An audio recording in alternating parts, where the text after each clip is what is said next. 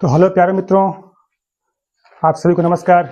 एक बार फिर स्वागत करते हैं आपके अपने यूट्यूब चैनल सफलता की पाठशाला में। तो हम लोग फिर से आ चुके हैं। जो हम लोग का सीरीज चल रहा था डेली करंट अफेयर का, जिसमें हम लोग डेली 25 क्वेश्चन का, पिछले दिन का 25 क्वेश्चन को देखते हैं और उसके बारे में जो जानकारियाँ होती है सारे के बारे में चर्चा करते हैं। जो आगामी आने वाले सभी एग्जामों के लिए, जितने भी कॉम्पिटेटिव एग्जाम हैं, SSC, UPSC, BPSC, चाहे रेलवे, चाहे कोई भी एग्जाम हो, सभी के लिए बहुत ही इंपॉर्टेंट होने वाला है।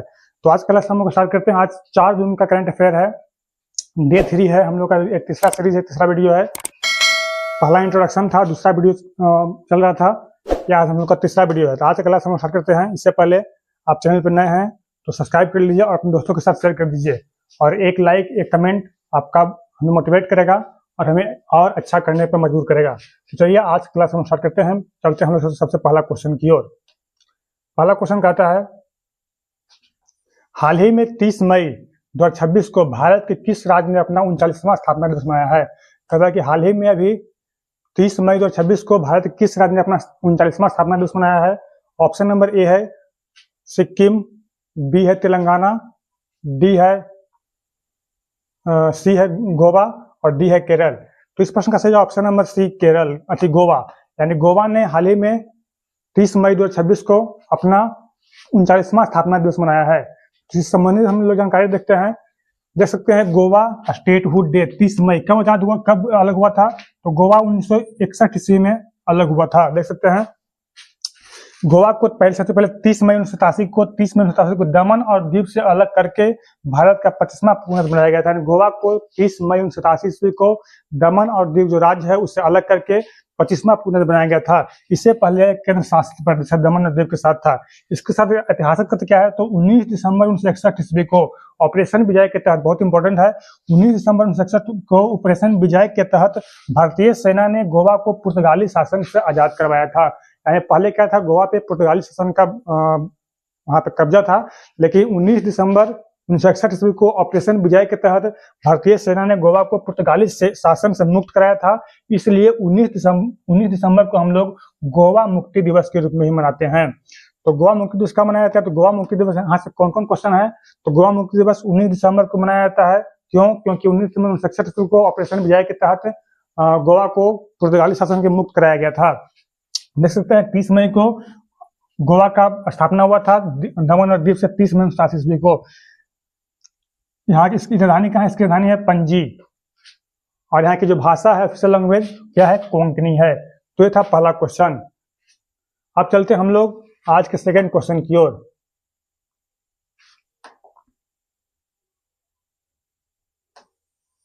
दूसरा क्वेश्चन है, वर्तमान वित्त वर्ष 2026 के दौरान भारत का पहला ब्लू बॉन्ड जारी करने की घोषणा किस संस्था ने की है? Option number A NABARD, B Sagarmala finance corporation, C Bharatiya Rashtriya राजमार्ग प्राधिकरण NHAI और डी भारतीय रिजर्व बैंक। इस प्रश्न का सही option number B Sagarmala finance corporation ने हाल ही में भारत का पहला ब्लू बॉन्ड जारी करने की घोषणा की है। तो हम लोग पहले जानते हैं कि ब्लू बॉन्ड है क्या। Sagarmala financial to launch India first blue bond. Blue bond है क्या? ब्लू बॉन्ड कहता है क्या है ब्लू बॉन्ड? यह एक वित्तीय साधन है जो विशेष रूप से समुद्री और तटीय पारिस्थितिकी तंत्र एंड सस्टेनेबल ओशियन इकोनॉमी से जुड़ी परियोजनाओं के लिए धन जुटाने के लिए कार्य करती है। इसका महत्व क्या है? तो सागरमाला फाइनेंस कॉर्पोरेशन इसका उपयोग बंदरगाहों के आधुनिकीकरण करने के लिए और तटीय समुदाय के विकास और स्वच्छ समुद्री परिवहन के लिए करेगा। कौन? तो सागरमाला फाइनेंस। इस प्रश्न का सही option number B Sagarmala finance हो जाएगा। अब चलते हैं हम लोग क्वेश्चन नंबर 3 की ओर। तो हमारा थर्ड क्वेश्चन है, कहता है कि हाल ही में खबरों में रहा जीरो कूपन जीरो प्रिंसिपल यानी ZCZP इंस्ट्रूमेंट का मुख्य संबंध किस क्षेत्र से है? Option number A crypto currency regulation, B social stock exchange और एनजीओ फंडिंग, सी विदेशी प्रत्यक्ष निवेश FDI और डी कृषि ऋण माफी योजना। तो इस प्रश्न का सही option number B social stock exchange और एनजीओ फंडिंग।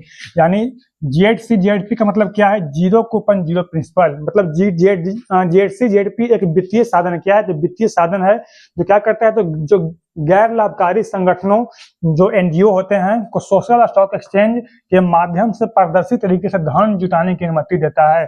पारंपरिक बॉन्ड्स की तरह इसमें न तो कोई ब्याज लगता है ब्याज मिलता है और न ही मूलधन वापस होता है। यह केवल सामाजिक दान का विनिमय माध्यम होता है, यानी सामाजिक कामों में दान के लिए इसका उपयोग किया जाता है। तो ये क्या था, GHC-ZP का फुल फॉर्म क्या है, जीरो को ओपन जीरो प्रिंसिपल। इसका मुख्य संबंध किस क्षेत्र से है, तो सोशल स्टॉक एक्सचेंज और एनजीओ फंडिंग से। जो एनजीओ क्या करता है, तो फंडिंग करता है सोशल वर्क के लिए। अब चलते हम लोग क्वेश्चन नंबर 4 की ओर। क्वेश्चन नंबर 4 है, देश में आपदा या विपरीत परिस्थितियों के समय खाद्यान्न सुरक्षा और निरंतरता सुनिश्चित करने के लिए हाल ही में स्थापित राष्ट्रीय बीज भंडार, बहुत इंपॉर्टेंट क्वेश्चन है, राष्ट्रीय बीज भंडार नेशनल सीड रिजर्व यानी NSR का मुख्य उद्देश्य क्या है। ऑप्शन नंबर, केवल बीजों को निर्यात बढ़ाना, बी, आपदा के समय किसानों को रियायती और समय पर बीज उपलब्ध कराना, और सी, पारंपरिक बीजों के उपयोग को पूरी तरह प्रतिबंधित करना, और डी, कॉर्पोरेट कृषि को बढ़ावा देना। तो इस प्रश्न का सही जवाब ऑप्शन नंबर बी, आपदा के समय किसानों को रियायती और समय पर बीज उपलब्ध कराना। यानी भारत में, हमारे देश में यदि कोई आपदा आती है तो उसमें किसानों को बीज उपलब्ध नहीं हो पाता है।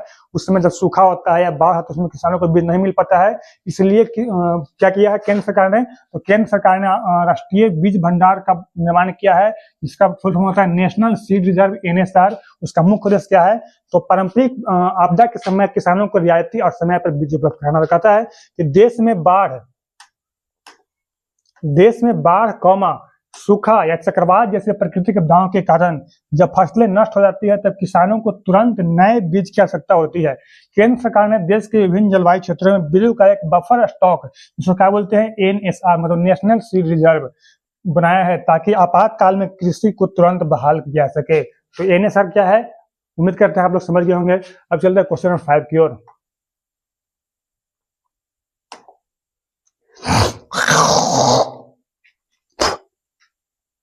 भारत सड़क विनिर्माण के लिए बायोबिटुमेन, बहुत इंपॉर्टेंट है, बायोबिटुमेन क्या है, बायोबिटुमेन का व्यावसायिक उत्पादन करने वाला दुनिया का पहला देश बना है। इसकी घोषणा हाल ही में किस केंद्रीय मंत्री ने की।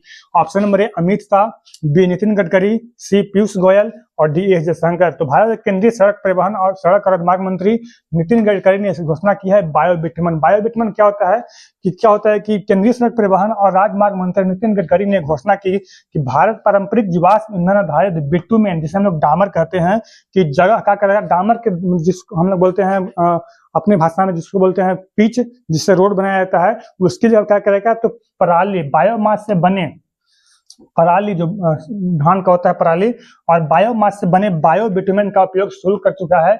इससे कच्चे तेल का आयात घटेगा और पराली का प्रदूषण क्या होगा, तो कम होगा। ये कहता है कि भारत व्यावसायिक स्तर पर बायोबिटुमेन को उत्पादन करने वाला दुनिया का पहला देश बना है। बहुत इंपॉर्टेंट है कि क्यों इंपॉर्टेंट है, क्योंकि ये बायोबिटुमेन का उत्पादन करने वाला दुनिया का पहला देश बना। घोषणा किसने की है, तो नितिन गडकरी ने की है। देख सकते हैं, India becomes first country to produce indigenous biobitumen to build eco friendly highway biobitumen pyrolysis from farm residence to roads, यानी रोड बनाने के लिए अब पराली का उपयोग किया जाएगा। देख सकते हैं, भारत व्यावसायिक स्तर पर बायोबिटुमेन का उत्पादन करने वाला दुनिया का पहला देश बन गया। इसका उत्पादन मुख्य रूप से कृषि अवशेषों जैसे धान की पराली और अन्य जैविक कचरे से किया जा रहा है, जो वेस्ट टू वेल्थ मिशन को बढ़ावा देता है। इस तकनीक को CSIR केंद्रीय सड़क अनुसंधान संस्थान और CSIR-IIP भारतीय पेट्रोलियम संस्थान के वैज्ञानिकों द्वारा स्वदेशी रूप से विकसित किया गया है। तो यह क्या है, तो यह पराली से अब रोडों को हाईवे को बनाया जाएगा। देख सकते हैं, तस्वीर में देख रहे होंगे, बनाया जा रहा है। तो ये बहुत इंपॉर्टेंट क्वेश्चन आता है। अब चलते हैं क्वेश्चन नंबर 6 की ओर। क्वेश्चन नंबर 6 कहता है, भारतीय राष्ट्रीय राजमार्ग प्राधिकरण NHAI ने किस इकोनॉमिक कॉरिडोर पर मात्र 24 घंटे में रिकॉर्ड बिटुमिनस कंक्रीट बिछाकर 2 गिनीज वर्ल्ड रिकॉर्ड बनाया है। Option, Delhi Mumbai expressway, B, Bengaluru Kadapa Vijayawada economic corridor, C, Chennai Salem corridor, और डी, वाराणसी रांची कोलकाता एक्सप्रेसवे। तो इस प्रश्न का सही ऑप्शन है B, Bengaluru Kadapa Vijayawada economic corridor. मतलब क्या किया है, तो NHAI और निजी निर्माण भागीदारों ने आधुनिक तकनीकों का उपयोग करके इस 6 लेन इकोनॉमिक कॉरिडोर के एक बड़े हिस्से पर मात्र 24 घंटे में, कितने दिन में, तो 24 घंटे के भीतर रिकॉर्ड लंबाई में बिटुमिनस कंक्रीट की सड़क बिछा के अनूठी वैश्विक उपलब्धि हासिल की है। देख सकते हैं, इंडिया क्रिएट्स वर्ल्ड रिकॉर्ड, बहुत इंपॉर्टेंट है क्योंकि इंडिया ने क्या बनाया है, तो इंडिया ने वर्ल्ड रिकॉर्ड बनाया। क्या वर्ल्ड रिकॉर्ड बनाया है, तो बहुत ही कम समय में क्या किया है, तो the national highway authority of India NHAI genius world record, यानी कितना, तो 28.95 किलोमीटर, का लगभग 28.95 किलोमीटर, लगभग 29 किलोमीटर का रोड 24 घंटा के अंदर तैयार कर दिया है। जो कहाँ पे है, तो आंध्र प्रदेश में बेंगलुरु कडप्पा विजयवाड़ा इकोनॉमिक कॉरिडोर है, NH 544G। देख सकते हैं, बहुत ही इंपॉर्टेंट क्वेश्चन होने वाला है। तो अब चलते हैं क्वेश्चन नंबर 7 की ओर। ये जितने इस क्वेश्चन है आगामी आने वाले परीक्षाओं के लिए बहुत ही उपयोगी है। अगला क्वेश्चन, हाल ही में संपन्न हुए विश्व महिला मुक्केबाजी चैंपियनशिप, बहुत इंपॉर्टेंट क्वेश्चन है। विश्व महिला मुक्केबाजी चैंपियनशिप 2026 में भारत के किस खिलाड़ी ने स्वर्ण पदक जीता है? Option number Nikhat Zareen, B Lovlina Borgohain, C Preeti Pawar, D Meenu Rani. इस प्रश्न का सही option number A Nikhat Zareen. Nikhat Zareen ने क्या, देख सकते हैं तस्वीर में, यही निखत जरीन है। तो कहता है कि भारत के स्टार मुक्केबाज निखत जरीन ने फ्लाईवेट 52 केजी श्रेणी में शानदार मुक्केबाजी का प्रदर्शन करते हुए वैश्विक पटल पर स्वर्ण पदक जीता है। निखत अब मैरी कॉम के बाद कई विश्व चैंपियन खिताब जीतने वाली भारत की दूसरी महिला बन गई है। तो ये क्या थी, तो ये मुक्केबाजी से क्वेश्चन था जिसमें कौन जीता है, तो विश्व महिला मुक्केबाजी चैंपियनशिप 2026 में भारत किस स्वर्ण पदक जीता है, तो निखत जरीन ने जीता है। यही इंपॉर्टेंट है क्योंकि इन्होंने स्वर्ण पदक जीतकर अपना नाम किया है। तो ये था क्वेश्चन नंबर 7। अब चलते हैं क्वेश्चन नंबर 8 की ओर। क्वेश्चन नंबर 8 है, संयुक्त राष्ट्र यूएन की रिपोर्ट के अनुसार, संयुक्त राष्ट्र यूएन की रिपोर्ट के अनुसार वर्ष 2026 में वैश्विक आर्थिक विकास दर and global economic growth rate कितने प्रतिशत रहने का अनुमान है? बहुत इंपॉर्टेंट क्वेश्चन है क्योंकि वर्ष 2026 में वैश्विक आर्थिक विकास दर किसके द्वारा, तो यूएन की रिपोर्ट के अनुसार लगाया गया है। कितना रहने का अनुमान लगाया गया? ऑप्शन नंबर 2.4%, बी 2.8%, सी 3.1% और डी 3.5%। इस प्रश्न का सही ऑप्शन नंबर बी 2.8%। देख सकते हैं, संयुक्त राष्ट्र के आर्थिक और सामाजिक मामलों के विभाग UNDESA की रिपोर्ट के अनुसार भू राजनीतिक तनावों के बावजूद वर्ष 2026 में वैश्विक अर्थव्यवस्था के 2.8% की दर से बढ़ने का अनुमान है। भारत इस विकास में सबसे तेजी से बढ़ती प्रमुख अर्थव्यवस्था बना हुआ है। यानी कितना रहने का अनुमान है ग्लोबल इकोनॉमिक ग्रोथ रेट, तो 2.8%। किसके अनुसार, तो यूएन संयुक्त राष्ट्र के अनुसार। तो ये था क्वेश्चन नंबर 8। हम लोग क्वेश्चन नंबर 9 की ओर। क्वेश्चन नंबर 9 कहता है, मई जून 2026 में भारत और किस देश के बीच संयुक्त सैन्य अभ्यास गरुड़ शक्ति, देखिए बहुत इंपॉर्टेंट क्वेश्चन है, गरुड़ शक्ति 2026 का आयोजन किया गया है? Option number A France, B Indonesia, C Sri Lanka और डी जापान। इस प्रश्न का सही ऑप्शन नंबर बी इंडोनेशिया। यानी क्या है, तो गरुड़ शक्ति एक युद्ध अभ्यास है, सैन्य युद्ध अभ्यास है जो किसके साथ किया जाता है, तो इंडिया और इंडोनेशिया दोनों की संयुक्त सेनाएं करती है। देख सकते हैं हिमाचल प्रदेश कहाँ हुआ, तो हिमाचल प्रदेश में। हिमाचल प्रदेश में भारत इंडोनेशिया संयुक्त विशेष बल अभ्यास गरुड़ शक्ति जारी। भारत और इंडोनेशिया के सेनाओं के बीच द्विपक्षीय रक्षा सहयोग को मजबूत करने के लिए गरुड़ शक्ति, बहुत इंपॉर्टेंट, गरुड़ शक्ति किससे संबंधित है, तो भारत और इंडोनेशिया की युद्ध अभ्यास है, अभ्यास आयोजित किया जाता है। इसका मुख्य उद्देश्य क्या होता है, तो दोनों देशों के विशेष बलों स्पेशल फोर्स के बीच आतंकवाद विरोधी अभियानों और जंगल युद्ध में आपसी तालमेल को बढ़ावा देना है। ये भी हमारे लिए क्या है, तो बहुत इंपॉर्टेंट है। किसके बीच, तो भारत और इंडोनेशिया के बीच। अब चलते हैं हम लोग क्वेश्चन नंबर 9, 10 की ओर। अगर आप लोग का ऐसे ही सपोर्ट बना रहा है तो अब आने वाले समय बहुत ही अच्छे टॉपिक आपको देखने को मिलेंगे। करंट अफेयर का इससे भी अच्छे बहुत स्ट्रैटेजी के रूप में मिलेंगे, तो आप हमें सपोर्ट करते रहिए। क्वेश्चन नंबर 10 की ओर। 10 कहते हैं, हाल ही में देश के नए नौसेना पर, बहुत इंपॉर्टेंट क्वेश्चन है, MI मोस्ट इंपॉर्टेंट, क्योंकि भारत के नए नौसेना प्रमुख बने chief of the naval staff के रूप में किसे ने पदभार ग्रहण किया है? ऑप्शन नंबर है दिनेश कुमार त्रिपाठी, बी संजय जसजीत सिंह, सी राजेश पेंढारकर और डी वी श्रीनिवास। इस प्रश्न का सही option number A Dinesh Kumar Tripathi. आप तस्वीर में देख रहे होंगे, vice admiral Dinesh Kumar Tripathi appointed as the next chief of the naval staff.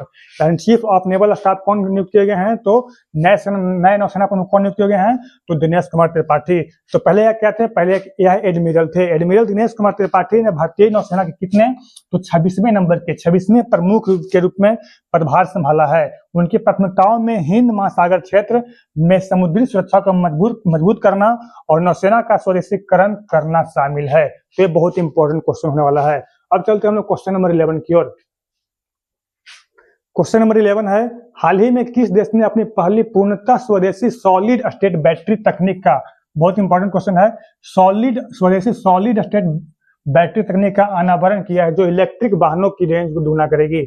Option number A America, B चीन, सी जापान और डी दक्षिण कोरिया। तो इस प्रश्न का सही ऑप्शन नंबर सी जापान। यानी जापान ने क्या किया है, तो जापान ने स्वदेशी सॉलिड स्टेट बैटरी तकनीक का अनावरण किया है, जो क्या करेगी, जो इलेक्ट्रिक वाहनों की रेंज को क्या करेगी, दुगना करेगी। देख सकते हैं जापान की प्रमुख ऑटोमोबाइल कंपनियों ने पहली कमर्शियल सॉलिड स्टेट बैटरी पेश की है। वर्तमान में क्या होती है, तो वो लिथियम आयन बैटरी होती है, जिससे क्या होती है, लिक्विड इलेक्ट्रोलाइट की जगह इसमें ठोस सामग्री का उपयोग होता है, जिससे अधिक सुरक्षित होती है और 10 मिनट में चार्ज होती है और ईवी को मतलब इलेक्ट्रिक व्हीकल को रेंज को दुगना कर सकती है। मतलब क्या है, तो बहुत इंपॉर्टेंट है। सॉलिड स्टेट बैटरी तकनीक का किसके द्वारा किया गया है, तो जापान के द्वारा। क्यों किया गया है, क्योंकि इसके द्वारा, जापान के द्वारा इसका उपयोग इसलिए किया गया है कि यह इलेक्ट्रिक व्हीकल की रेंज को दुगना करेगी और यह उससे ज्यादा सुरक्षित होती है। तो ये था क्वेश्चन नंबर 11। अब चलते हैं हम क्वेश्चन नंबर 12 की ओर। क्वेश्चन नंबर 12 कहता है, नीति आयोग द्वारा जारी सतत विकास लक्ष्य एसडीजी भारत सूचकांक 2026 में कौन सा राज्य शीर्ष स्थान पर रहा है। यानी एसडीजी भारत सूचकांक 2026 में कौन सा राज्य शीर्ष पर रहा है। Option A Kerala, B Tamil Nadu, C Himachal Pradesh और डी उत्तराखंड। इस प्रश्न का सही ऑप्शन नंबर ए केरल। यानी केरल क्या रहा है, तो केरल एसडीजी के पहले रैंक पे रहा है। देख सकते हैं नीति आयोग द्वारा जारी सूचकांक में केरल ने शिक्षा, स्वास्थ्य, लैंगिक समानता और भुखमरी उन्मूलन जैसे 17 वैश्विक मानकों पर देश में सर्वश्रेष्ठ प्रदर्शन करते हुए अपना पहला स्थान बरकरार रखा है। देख सकते हैं एसडीजी में पहला रैंक किसका आया है, तो केरल का आया है। तो ये था क्वेश्चन नंबर 12। अब चलते हम लोग क्वेश्चन नंबर 13 की ओर। क्वेश्चन नंबर 30 है, अंतरराष्ट्रीय बुकर पुरस्कार 2026 इंटरनेशनल बुकर। बहुत इंपॉर्टेंट क्वेश्चन है, बहुत ही इंपॉर्टेंट क्वेश्चन है। अंतरराष्ट्रीय बुकर पुरस्कार 2026 से हाल ही में किससे सम्मानित किया गया। ऑप्शन नंबर ए जेनी एपरडेक, बी जियोर्जी गेस्पोडिनोव और सी यांग सुवांगजी और डी डेविड डियोप। तो इस प्रश्न का सही ऑप्शन नंबर सी यांग सुवांगजी। यानी इंटरनेशनल बुकर प्राइज 2026 से किसे सम्मानित किया गया है, तो यांग सुवांगजी को सम्मानित किया गया है। तो ये किस दिया जाता है, तो साहित्य के क्षेत्र में। अंतरराष्ट्रीय बुकर पुरस्कार विश्व साहित्य के क्षेत्र में उत्कृष्ट अनुदित फिक्शन कार्य के लिए दिया जाता है जो यूके या आयरलैंड में प्रकाशित हुआ हो। यह पुरस्कार वैश्विक साहित्य योगदान को रेखांकित करता है। विश्व साहित्य में अपना प्रमुख योगदान देने के लिए अंतरराष्ट्रीय बुकर पुरस्कार दिया जाता है। जो किसे मिला है, तो ये यांग सुवांगजी को मिला, जो कहाँ के हैं, तो ये है ताइवान की लेखिका। ताइवान की लेखिका यांग सुवांगजी को मिला। हम देख सकते हैं इसमें दो लोगों को मिला है, जिसमें दोनों की प्रेम कथा के बारे में कहानी दी गई है। लेखिका या कौन है, तो यांग सुवांगजी। पुस्तक का नाम क्या है, ताइवान ट्रैवलॉग। मूल भाषा क्या है इसका, तो मंदारिन है। क्यों यह खास पुरस्कार है, क्योंकि पहली बार किसी ताइवानी लेखिका को सम्मान मिला है और विश्व का प्रतिष्ठित साहित्यिक पुरस्कार मिला है। और इसमें कितनी राशि दी जाती है, तो 50,000 पाउंड स्टर्लिंग राशि दी जाती है। इसका आयोजन स्थल कहाँ होता है, तो आयोजन होता है लंदन में या यूनाइटेड किंगडम में। 22 मई 2026 को आयोजित किया गया था। इंटरनेशनल बुकर प्राइज भी बहुत इंपॉर्टेंट होने वाला है। किसे मिला है, तो ताइवान की लेखिका यांग सुवांगजी। अब चलते हैं क्वेश्चन नंबर 14 की ओर। क्वेश्चन नंबर 14 है, रक्षा अनुसंधान और विकास संस्थान डीआरडीओ ने हाल ही में किस स्वदेशी हाइपरसोनिक मिसाइल का सफल परीक्षण किया है। ये बहुत इंपॉर्टेंट है क्योंकि इसका सफल परीक्षण किसने किया है, तो डीआरडीओ ने किया है। ऑप्शन ए सौर-2, बी रुद्रम 3, सी अग्नि प्राइम और डी हाइपरसोनिक मारक अस्त्र यानी HSTDV-2। इस प्रश्न का सही ऑप्शन नंबर डी हाइपरसोनिक मारक अस्त्र HSTDV-2 का सफल परीक्षण किया है। यानी डीआरडीओ ने अगली पीढ़ी की मिसाइल तकनीकी का प्रदर्शन करते हुए मैक 6, जिसके क्या होती है, तो ध्वनि से भी इसकी गति 6 गुना तेज होती है। क्या होती है, तो इसकी गति ध्वनि की गति से भी 6 गुना तेज होती है। कि गति वाले स्क्रैम जेट इंजन और व्हीकल का सफल परीक्षण किया है। यह तकनीक भारत को अत्यधिक तेज मिसाइलों को विकसित करने में सक्षम बनाती है। जैसे आवाज से भी तेज मिसाइल, या क्या होती है, तो आवाज से तेज मिसाइल होती है। इसका विशेषता क्या होती है, तो हाइपरसोनिक मिसाइल आवाज से 5 गुना तेज होती है। नहीं पकड़ पाता है इस मिसाइल कोई सिस्टम इस मिसाइल को नहीं पकड़ पाता है। पहले आसमान में ऊंचाई तक जाती है ऐसी मिसाइल और उसके बाद क्या करती है, तो उसके बाद नीचे आकर टारगेट को अपना निशाना बनाती है। तो ये था क्वेश्चन नंबर 14। अब चलते हैं हम क्वेश्चन नंबर 15 की ओर। अगर आप लोग का मेहनत पसंद आता है, मेहनत अच्छा लगता है, तो आप हमें सपोर्ट कीजिए, हम सब्सक्राइब कीजिए और इससे अच्छा कंटेंट आपको आने वाले समय देखने को मिलेंगे। अब चलते हैं हम लोग क्वेश्चन नंबर 15 की ओर।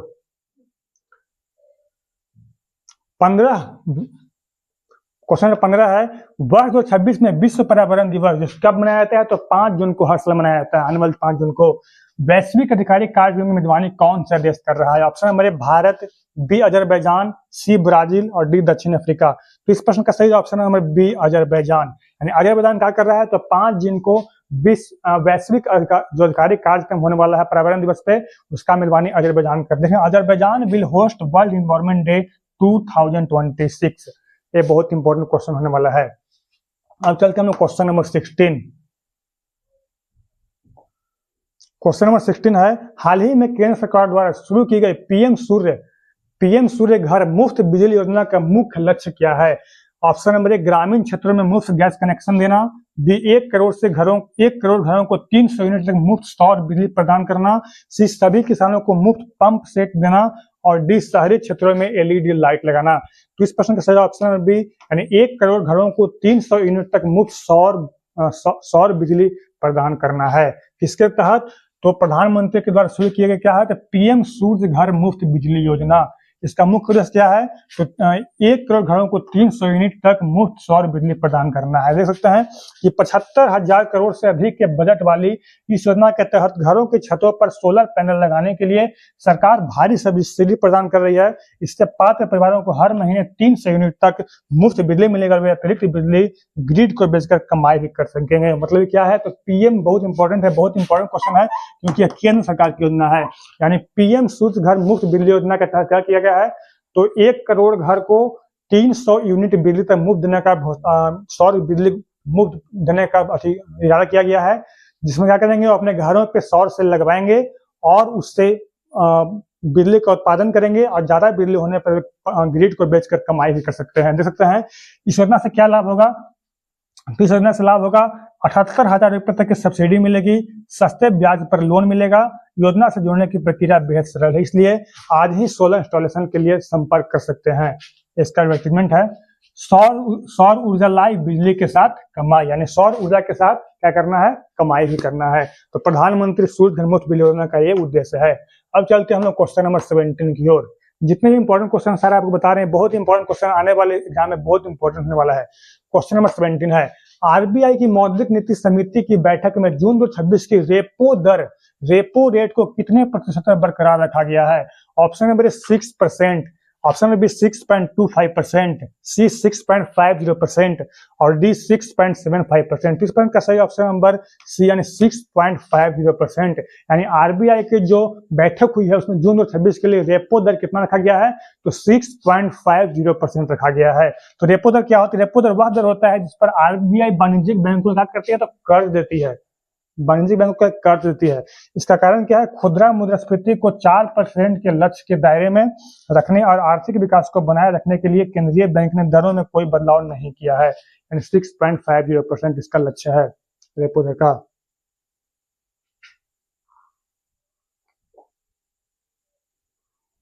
अब चलते हैं क्वेश्चन नंबर 18 की ओर।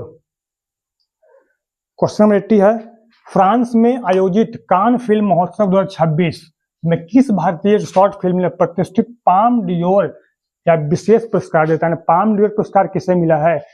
Option number 1, the night innocent, B sunflower sorcerers, C in the shade of trees और D all we imagine is light. तो इस प्रश्न का सही option number D, all we imagine is light. इसे अवार्ड तो नहीं मिला है क्योंकि कान पुरस्कार में कान फिल्म फेस्टिवल बहुत बड़े बड़े पूरे विश्व के हॉलीवुड के फिल्म आते हैं, इसमें इन्हें अवार्ड तो नहीं मिला है, लेकिन इसकी बहुत ही सराहना हुई है, इसलिए क्वेश्चन बहुत इंपॉर्टेंट रहता है। देखिए फ्रांस के तटीय शहर कान में आयोजित इस फिल्म फेस्टिवल में भारतीय स्वतंत्र सिनेमा को अपनी अनूठी कहानियों और वैश्विक स्तर के कलात्मक निर्देशन के लिए पाम डियोर श्रेणी या विशेष श्रेणी में भारी सराहना मिली। पुरस्कार नहीं मिला है लेकिन भारी सराहना मिली, इसलिए इंपॉर्टेंट है। किसे मिला है कान? तो Peter Jackson receive Palme d'Or at Cannes from Elijah Wood and he the Lord of the Ring. क्या इस फिल्म का नाम है? Lord of the Ring, main lead in upbeat opening ceremony. देख सकते हैं इन्हें क्या मिला है? तो पाम डियोर पुरस्कार मिला है।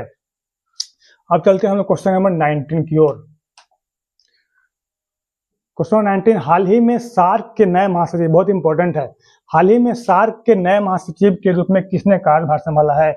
Option number 1, Ghulam Sarwar, B Ahmad Amjad Ali, C SL Weerakoon और डी मनीलाल शाह। तो इस प्रश्न का सही option number A, Ghulam Sarwar ने हाल ही में सार्क के नए महासचिव। बहुत इंपॉर्टेंट क्वेश्चन है, EMI क्वेश्चन है, मोस्ट इंपॉर्टेंट। हाल ही में सार्क के महासचिव कौन बने हैं? तो गुलाम सरवर बने हैं। सार्क का फुल फॉर्म क्या होता है? तो दक्षिण एशियाई क्षेत्रीय सहयोग संगठन सार्क का फुल फॉर्म होता है। उसके महासचिव कौन बने हैं? तो कार्यभार कौन संभाला है? तो गुलाम सरवर। क्या है? तो बांग्लादेश के वरिष्ठ राजनयिक हैं गुलाम सरवर, इन्होंने इसकी कार्यभार संभाला सार्क के नए महासचिव के रूप में। अब चलते हैं हम लोग क्वेश्चन नंबर 20 की ओर। क्वेश्चन नंबर 20 है, भारत के किस प्रसिद्ध ऐतिहासिक मंदिर में जून 2026 से पूर्ण डिजिटल टोकन आधारित दर्शन प्रणाली लागू की जा रही है, जो हाल ही में चर्चा में रहा। बहुत इंपॉर्टेंट क्वेश्चन है, भी बहुत इंपॉर्टेंट, जितने भी क्वेश्चन है बहुत इंपॉर्टेंट है। ऑप्शन नंबर 1 केदारनाथ मंदिर उत्तराखंड, बी बृहदेश्वर मंदिर तमिलनाडु, सी जगन्नाथ मंदिर पुरी और डी तिरुपति बालाजी मंदिर आंध्र प्रदेश। तो इस प्रश्न का सही ऑप्शन नंबर बी बृहदेश्वर मंदिर तमिलनाडु। एंड जो तमिलनाडु के तंजावुर में जो मंदिर है बृहदेश्वर मंदिर, वहां पे क्या किया है, तो भारत सरकार के द्वारा जून 2026 से पूर्ण डिजिटल टोकन पर आधारित दर्शन किया गया है, जिससे वहां पे भीड़ में कमी हो और वहां पे कोई दिक्कत ना हो। देख सकते हैं चोल राजवंश के राजा किसके द्वारा बनाया गया था, तो चोल राजवंश के राजा राजा प्रथम के द्वारा निर्मित यह भव्य यूनेस्को विश्व धरोहर स्थल पूरी तरह से ग्रेनाइट से बना हुआ है। देख सकते हैं इसका तस्वीर यह है, यानी 1000 साल पुराना यह मंदिर है। इसका रहस्य बहुत ही अलग तरह का है, पूरे ग्रेनाइट से बना हुआ है। दर्शनार्थियों की भारी भीड़ को बेहतर ढंग से प्रबंधित करने के लिए यहाँ जून 2026 से AI आधारित स्मार्ट क्यू और पूर्ण डिजिटल टोकन प्रणाली लागू की गई है। तो यह था क्वेश्चन नंबर 20। अब चलते हैं हम लोग क्वेश्चन नंबर 21 की ओर। 21 है, वैश्विक शांति सूचकांक 2026 से ग्लोबल पीस इंडेक्स में भारत को कौन सा स्थान प्राप्त हुआ है। ऑप्शन नंबर 112वां, बी 120वां, सी 115वां और डी 131वां। इस प्रश्न का सही ऑप्शन नंबर सी 115वां। देख सकते हैं institute for economics and peace के द्वारा जारी किया जाता है। इसके न्यूनतम सूचकांक के अनुसार सामाजिक सुरक्षा, आंतरिक स्थिरता और पड़ोसी देशों के साथ संबंधों में आंशिक सुधार के कारण भारत की रैंकिंग 115वां स्थान दर्ज की गई है, 115वां स्थान पे दर्ज की गई। देख सकते हैं वैश्विक भूख सूचकांक में कितना है, तो 102 है। फर्स्ट पे कौन है, तो बेलारूस है। वैश्विक शांति सूचकांक में भारत का रैंक क्या है, तो 115 है। फर्स्ट पे कौन है, तो आइसलैंड है, जो लगातार वर्षों से बना हुआ है। वैश्विक खुशहाली सूचकांक पहला पे कौन है, तो फिनलैंड है। भारत का रैंक 116 है। ऊर्जा संक्रमण सूचकांक में भारत का रैंक 71वां है। फर्स्ट पे कौन है, तो स्वीडन है। तो ये था आज का क्वेश्चन नंबर 21, जिसमें ग्लोबल पीस इंडेक्स में भारत का स्थान कितना है, तो 115वां है। ये भी बहुत इंपॉर्टेंट क्वेश्चन है। अब चलते हैं क्वेश्चन नंबर 22 की ओर। इसरो द्वारा अंतरिक्ष मलबे स्पेस डेब्रिज की निगरानी के लिए हाल ही में क्रियान्वित किए गए प्रोजेक्ट का नाम क्या है। Option number project Netra, B project Drishti, C project Manikaran और डी प्रोजेक्ट व्योम। तो इस प्रश्न का सही ऑप्शन नंबर ए प्रोजेक्ट नेत्रा। इसरो के द्वारा प्रोजेक्ट नेत्रा बनाया गया है, जो अंतरिक्ष में अब भारत की तरफ से निगरानी करेगा, जो दूसरे देश की मिसाइलों को या दूसरे देश की भारत की अत्याधुनिक अंतरिक्ष निगरानी प्रणाली प्रोजेक्ट नेत्रा किसी भी विदेशी उपग्रह या मिसाइल को वास्तविक समय में ट्रैक करने में पूरी तरह सक्षम है। कौन है, तो प्रोजेक्ट नेत्रा। देख सकते हैं network for space object tracking and analysis, Netra इसका फुल फॉर्म होता है network for space object tracking and analysis. ISRO का एक प्रारंभिक चेतावनी तंत्र है। यह अंतरिक्ष में निष्क्रिय पड़े पुराने उपग्रहों और मलबे के टुकड़े को ट्रैक करता है, ताकि वह चालू भारतीय उपग्रहों से न टकराएं। तो ये था क्वेश्चन नंबर 22, ये भी बहुत इंपॉर्टेंट होने वाला है। अब चलते हैं क्वेश्चन नंबर 23 की ओर। क्वेश्चन 23 है, हाल ही में चर्चित राष्ट्रीय अनुसूचित जनजाति आयोग NCST के नए अध्यक्ष के रूप में किसे चुना गया है। ऑप्शन में किशोर मकवाना, बी अंतर सिंह आर्य, सी हर्ष चौहान और डी रामेश्वर उरांव। इस प्रश्न का ऑप्शन है बी अंतर सिंह आर्य को अनुसूचित जनजाति आयोग NCST के अध्यक्ष के रूप में चुना गया। आदिवासियों के मसीहा अंतर सिंह आर्य बने ST आयोग के अध्यक्ष। क्या बदलेगी जनजातियों की तकदीर, यानी क्या बने हैं अंतर सिंह, तो राष्ट्रीय अनुसूचित जनजाति के आयोग के नए अध्यक्ष बने हैं। किसके तहत किया है, संविधान के अनुच्छेद 338A के तहत प्रावधान है कि अनुसूचित जनजाति आयोग के एक अध्यक्ष का गठन किया जाएगा। तो ये था क्वेश्चन नंबर 23। अब चलते हैं क्वेश्चन नंबर 24 की ओर। 2026 में होने वाले, ये बहुत इंपॉर्टेंट क्वेश्चन है, AMI क्वेश्चन, क्योंकि 2026 में फीफा वर्ल्ड कप होने वाला है। फीफा विश्व कप की मेजबानी संयुक्त रूप से कौन से 3 देश कर रहे हैं। ऑप्शन है ब्राजील, अर्जेंटीना और Uruguay, B America, Canada, Mexico, C France, Germany, Italy और डी कतर, UAE और सऊदी अरब। इस प्रश्न का सही ऑप्शन है बी अमेरिका, कनाडा और मैक्सिको।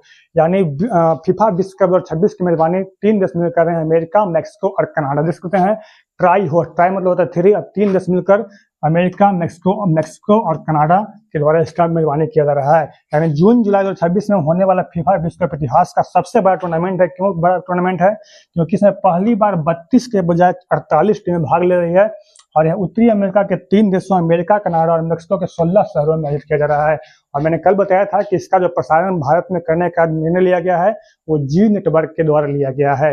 ये बहुत इंपॉर्टेंट क्वेश्चन है। तो चलते हैं आज के हम लोग लास्ट क्वेश्चन 25 की ओर।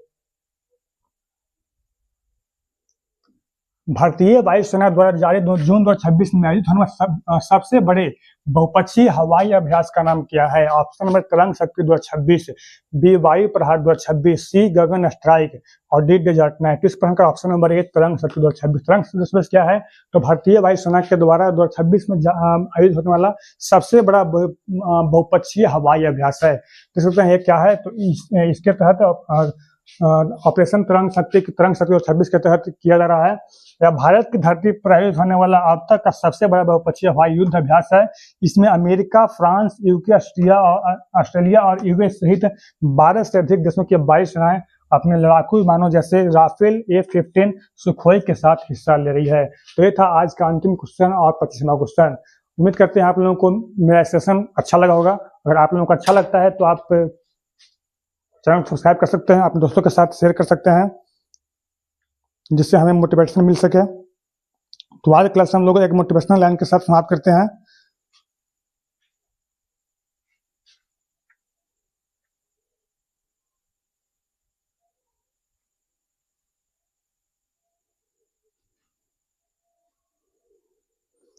दो पंक्तियां किसी ने कहा है, बड़े ख्वाब वही पूरा करते हैं, बड़े ख्वाब वही पूरा करते हैं जो हार के भी मुस्कुराते हैं, बड़े ख्वाब वही पूरा करते हैं जो हार के भी मुस्कुराते हैं। असंभव कुछ भी नहीं होता, असंभव कुछ भी नहीं होता, बस हिम्मत और लगन से कदम बढ़ाते हैं, बस हिम्मत और लगन से कदम बढ़ाते हैं। इसी के साथ आज का सवाल करते हैं। सबके लिए धन्यवाद।